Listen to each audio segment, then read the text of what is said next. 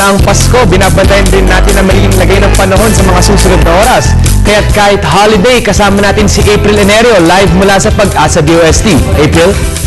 Salamat, Sandro. Sa ating balita, patuloy na umiiral ang Intertropical Convergence Zone sa Southern Mindanao. Kaya ang mga rehiyon ng Davao at mga probinsya ng South Cotabato at Sarangani ay makakaranas na occasional light to moderate rains or thunderstorms.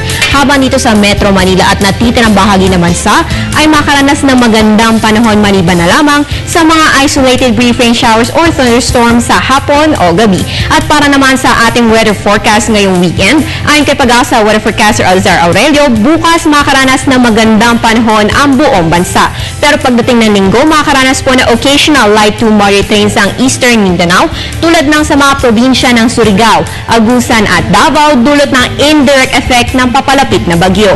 Habang ang Luzon po at Visayas ay makakaranas pa rin na magandang panahon. So i-enjoy po ang long weekend, mag-shopping na para sa Pasko at tulad ng ating parating paalala, huwag kalimutang magdala ng payong init ng araw at posibleng pulo-pulong pag-ulan. Sa ating update naman kay Tropical Storm Bophan, napanatili pa rin ito ang kanyang lakas ng hangin na 85 km per hour habang kumikilos sa bilis na 20 km per hour.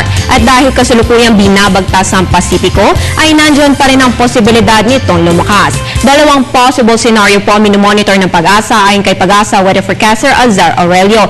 Number 1 po, tatawid ito sa bandang Visayas at Mindanao, or number 2 ay lalapit lang ito sa may Eastern Visayas or Mindanao bago magre-recurve papalayo sa ating bansa. Inaasahan naman na papasok ang naturang bagyo sa ating area of responsibility sa linggo o sa Lunes.